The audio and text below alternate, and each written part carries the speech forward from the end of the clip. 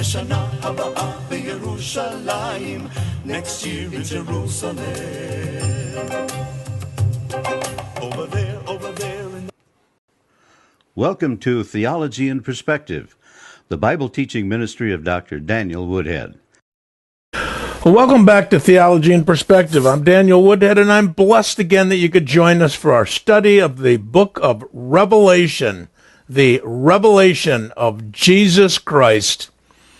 When we left off in our last session, we had been discussing events in the middle of the tribulation, and one event in particular was going to trigger a massive amount of persecution of Jewish people, and that is the abomination of desolation set up by the false prophet who will be the leader of all the pagan religious groups that are not Christian, because the Christians will be gone, the church will be gone, if you will, before the tribulation. Now, this Antichrist, if you will, is seated in the temple, declaring himself to be God. The abomination of desolation in this newly rebuilt temple, because this is only 3.5 years into the tribulation. So sometime right after the beginning, which is marked by the Antichrist signing a covenant with some sort of a treaty, if you will, with the nation Israel, they get to rebuild their temple on the Temple Mount. And then they have this false sense of security for 3.5 years. Well, he goes into the temple. He has been resurrected. He's killed and he's resurrected, and the world just wonders, wow, this is happening. The false prophet, also known as Beast number 2, he sets up an image of the Antichrist like a puppet, and Satan causes this through this false prophet to come alive. And then we saw that the serious persecution of the Jews starts. And we went back through the biblical text, and we have seen how Satan has persecuted the Jews, constantly trying to stop them from bringing the Messiah and bringing God's word to this world. So we looked at a whole series of persecutions that happened during the Bible, biblical times, and then after the Bible, and I'd gotten up to the point where the Nazis had persecuted them severely, starting in 1933, at AD, if you will, under Adolf Hitler, and it lasted until 45, and 1/3 of the Jewish world's population had been exterminated. And then I said, because of Zechariah's passage there, that 2/3 are going to die in the Great Tribulation. Well, when does this start? This is going to start with the Antichrist going in to the Holy of Holies and declaring himself to be God in the middle of the tribulation. And then he starts persecuting the Jews seriously, because 2/3 of them are going to die in the next 3.5 years. I want to take you back, though, to 1948, when the United Nations, as the result of worldwide sympathy for the Jews and being persecuted by Adolf Hitler, declared the nation on the eastern banks of the Mediterranean Sea that had been called Palestine, if you will, declared that the nation Israel. They got their land back. Now, the name Palestine, I have to go back a little bit. One of the persecutions was the Bar Kokhba rebellion, about AD 132 to 135. And the Roman Emperor Hadrian put that down. And he was so mad at the Jews for rebelling that he tried to call the land, he tried to change the name to that of their nemesis, the Philistines, and he mispronounced it. Palestine, and the name is stuck.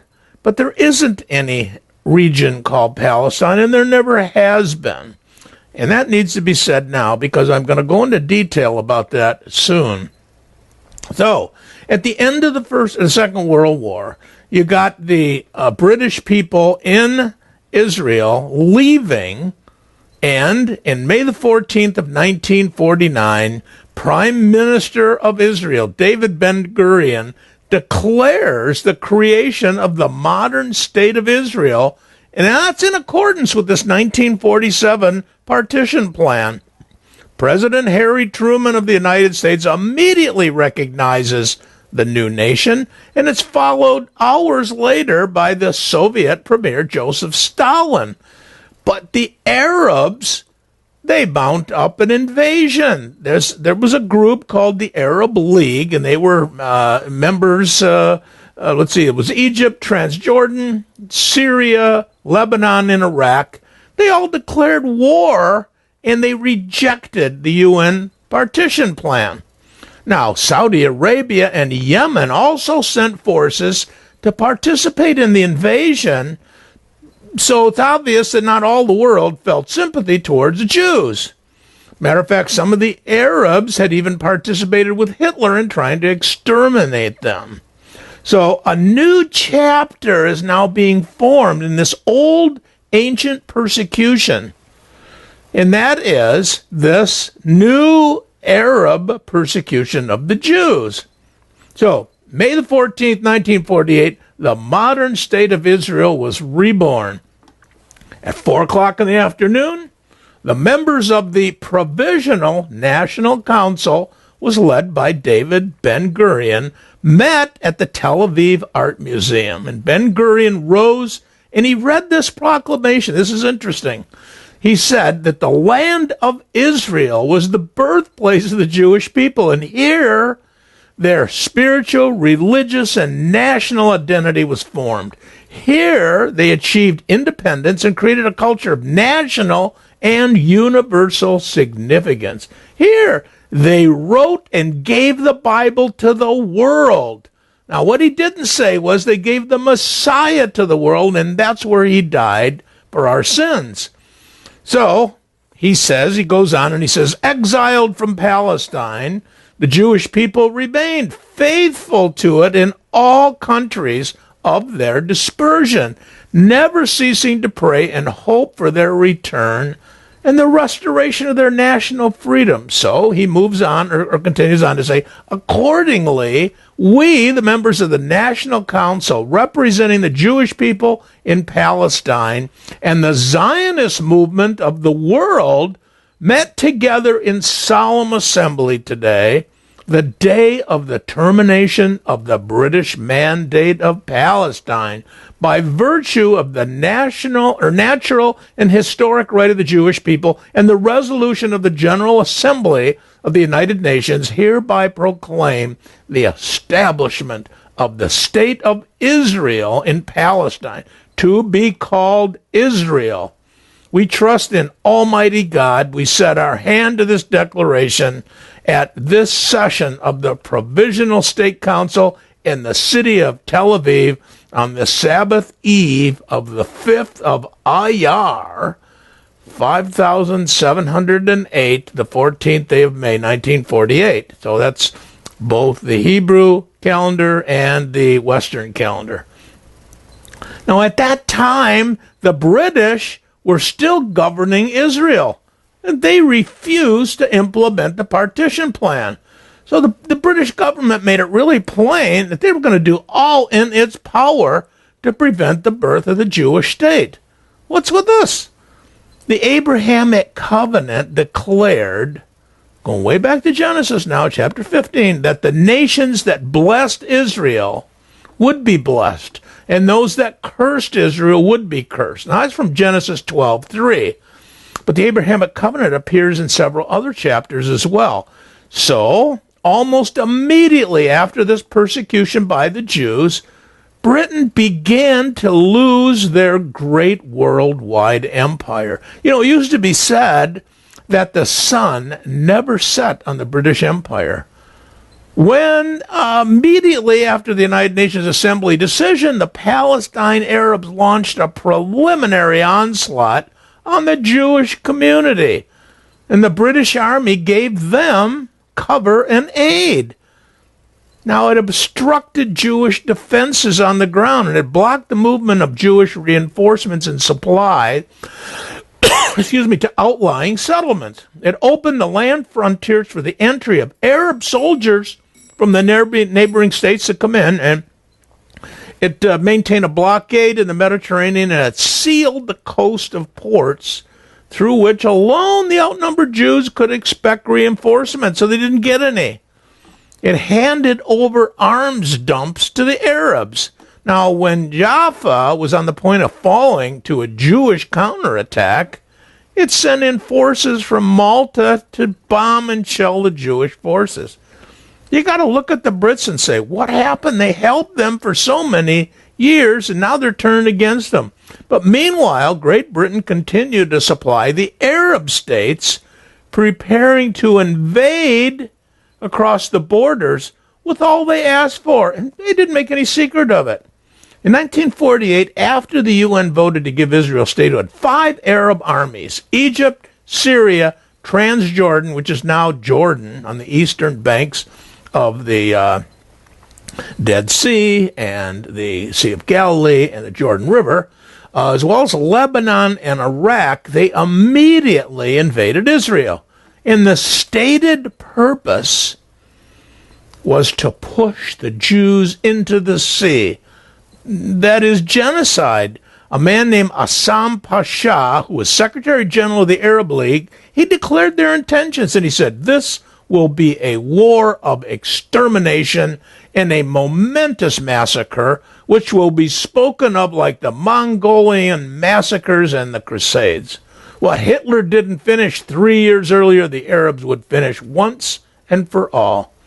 Now, there was a Nazi collaborator, and I had mentioned this concept in our last session, but this guy, Haj Amin al-Husseini, he led the Arabs of the former British Mandate of Palestine. He was charged at the Nuremberg trials in Germany, in Munich, before he escaped in 1946. Now, al-Husseini actively supported Hitler's aim to exterminate the Jews in the Second World War.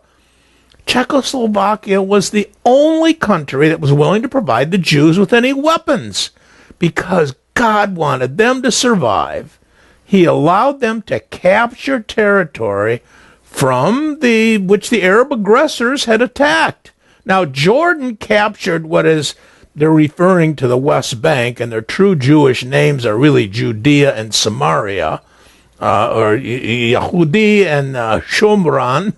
But anyway, it included the Jewish eastern half of Jerusalem, and that became known as Arab East Jerusalem.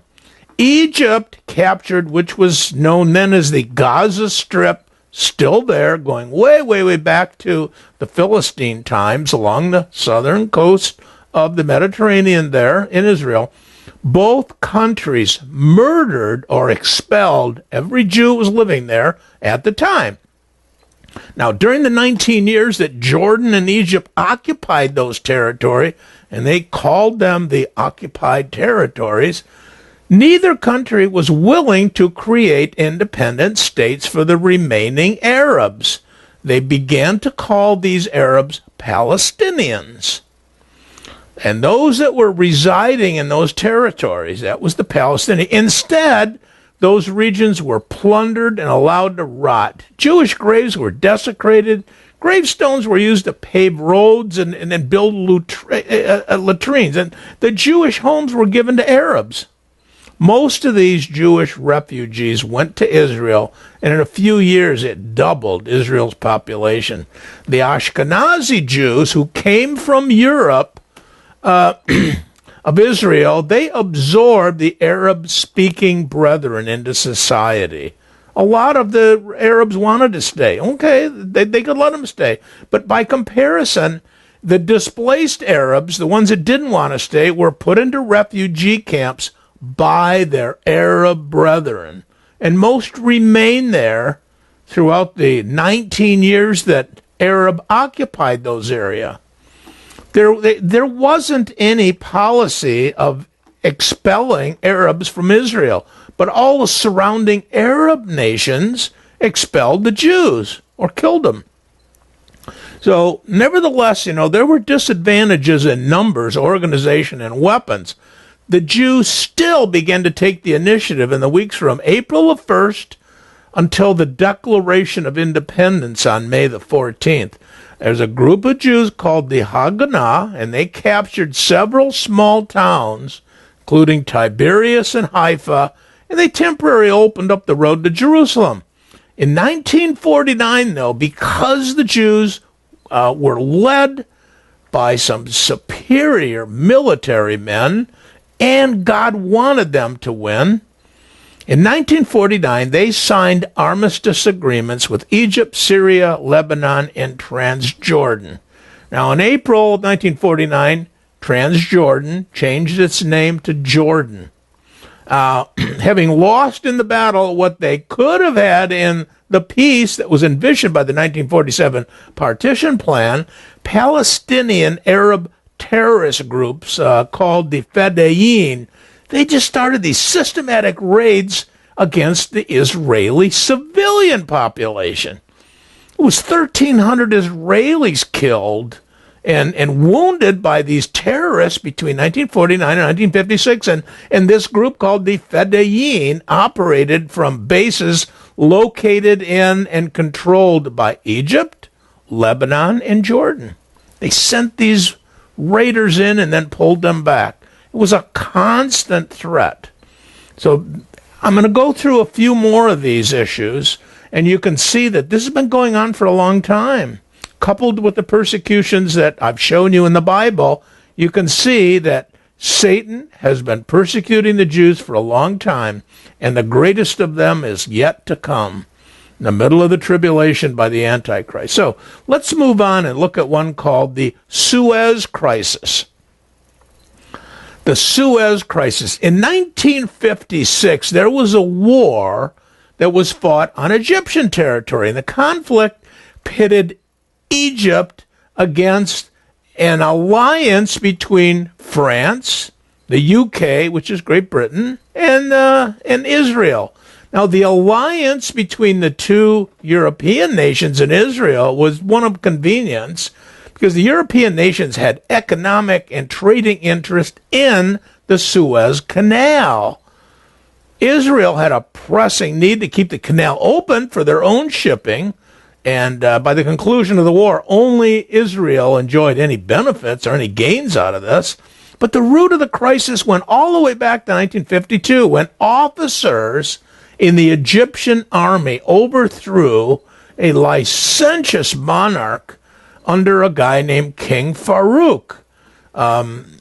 They abandoned policies that were put in place to cooperate with these European powers, and the new government in Egypt wanted to undertake a more nationalistic and, let's say, assertive stance. Now, this led to the conflict with Israel and the European powers over the Suez Canal. All shipping in that region came through that canal. That was a very important canal. Well, it still is a very important canal. Throughout 1956, there was a conflict, and it increased between Israel and Egypt, with Israel launching frequent incursions into the Egyptian territory, and Egypt increasingly defending itself. Egypt, under the leadership of one Gamal Abdul Nasser, he blockaded the Gulf of Aqaba and closed the Suez Canal to any Israeli shipping. At the same time, Egypt nationalized the canal. This is a vital route to the east that the Brits, and especially the British banks, they had a 44% ownership stake in this. So the British Prime Minister at the time was a guy named Anthony Eden. He needed to persuade the British public to go to war, and he compared Nasser's nationalization of the Suez Canal with the nationalism 20 years earlier of Mussolini and Hitler. So on October 29th, Israel invaded the Gaza Strip and the Sinai Peninsula, and they made rapid progress towards the Canal Zone. And then this agreement came up where Britain and France offered to reoccupy the area and separate these warring factions. And it was greeted by wonderful affirming by the Egyptian crowds. They, however, refused the offer. And that gave the European powers a pretext for a joint invasion to regain control of the canal and topple the Nasser regime. So the campaign progressed as it was planned at first, but the European forces never reached the canal itself.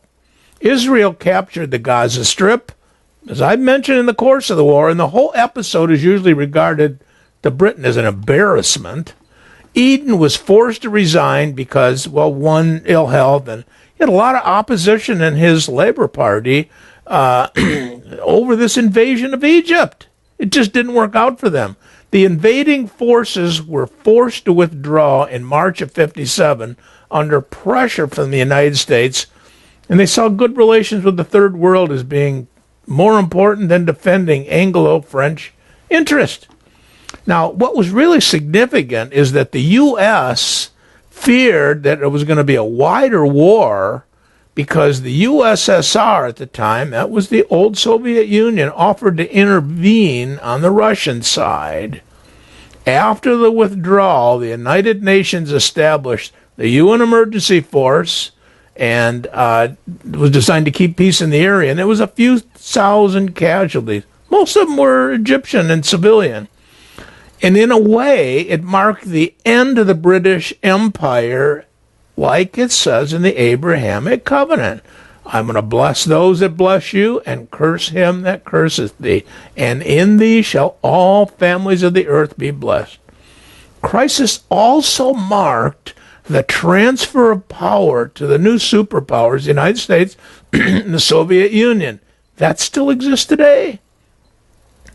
The Soviet Union, the Eastern Bloc of power, if you will, is still feeding the Arabs. The United States and the Western democracies are feeding Israel in this long-standing fight. Now, we're going back now into the 50s. Nasser is the president of Egypt, and this improved his standing in the Arab world because it hastened this process of decolonization of the rest of the remaining colonies of France and Britain. Now, the next war was the 67 Six-Day War.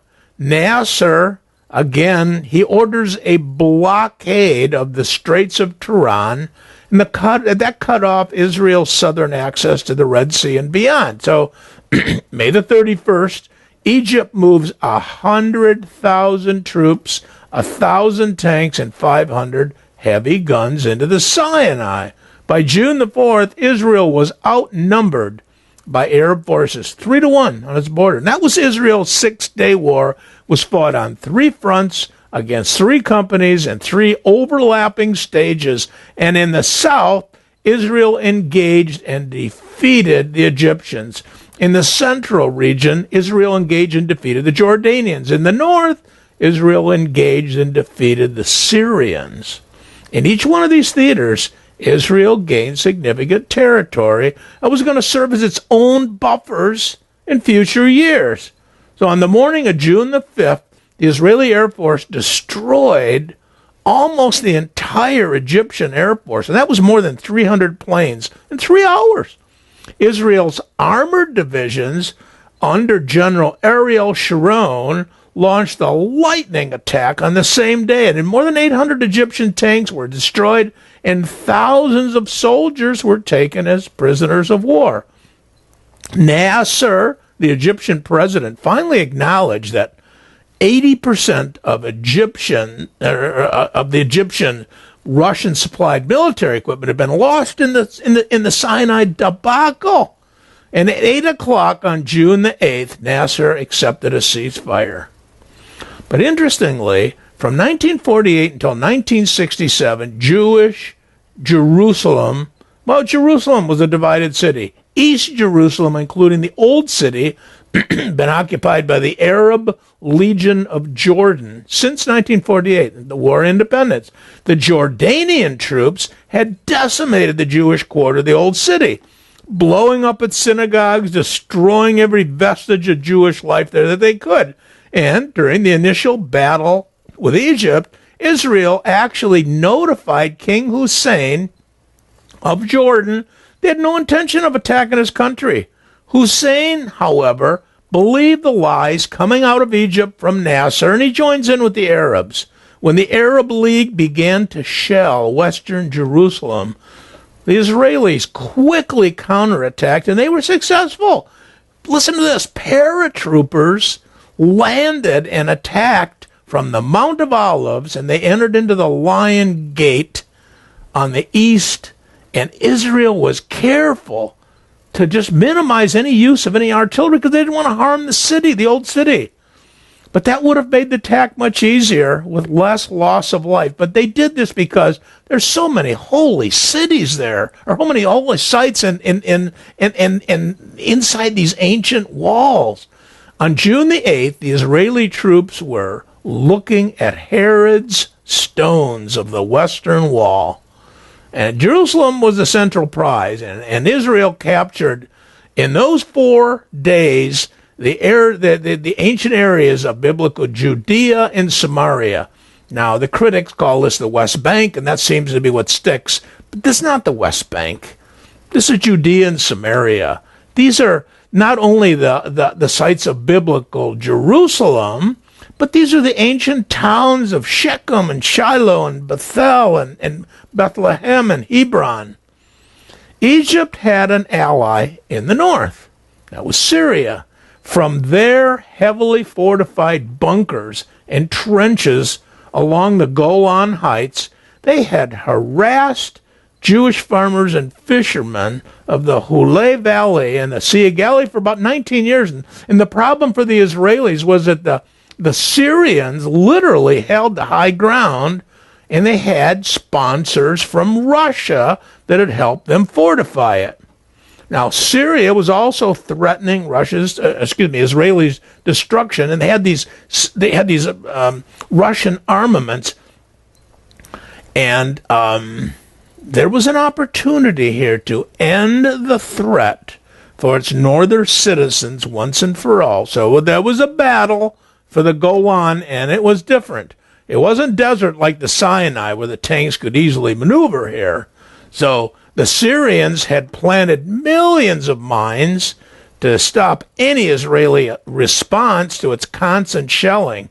The Air Force prepared the way by landing paratroopers behind the Syrian lines in the north, the other side of the Golan, and one unit of paratroopers actually fought on all 3 fronts of the war in those 6 days. The 6 days. Finally, Israeli bulldozers went in. They cleared the way so the armored units could batter the Syrian troops and drive them deep into the Golan.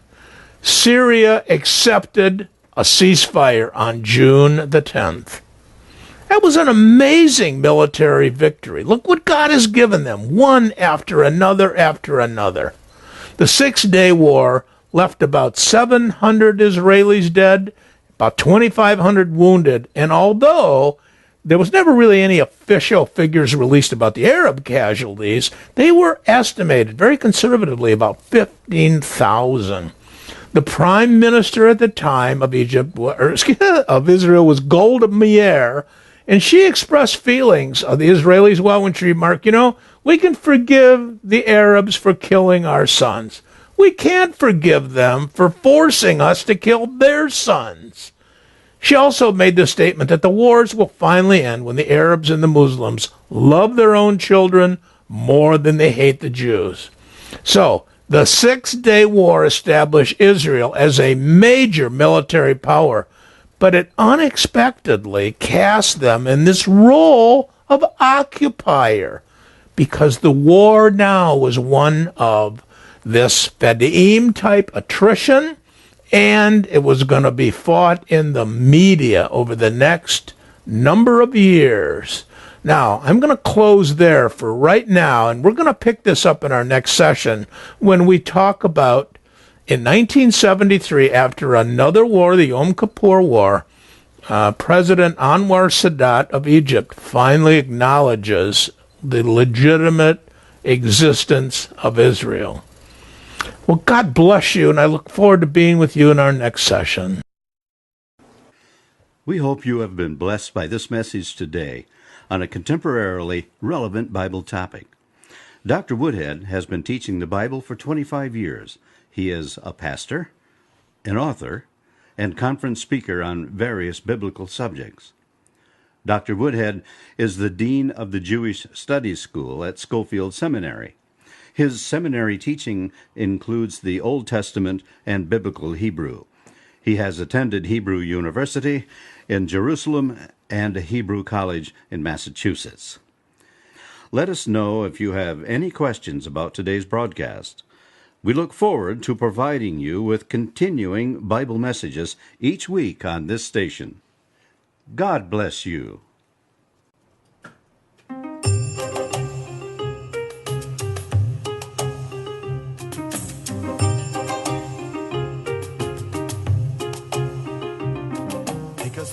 Take us there to the land of Zion, next year in Jerusalem.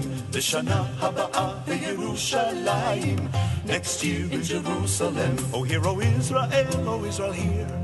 O Lord, thy kingdom come, thy will be done next year. L'Shana Haba'ah Yerushalayim, next year in Jerusalem.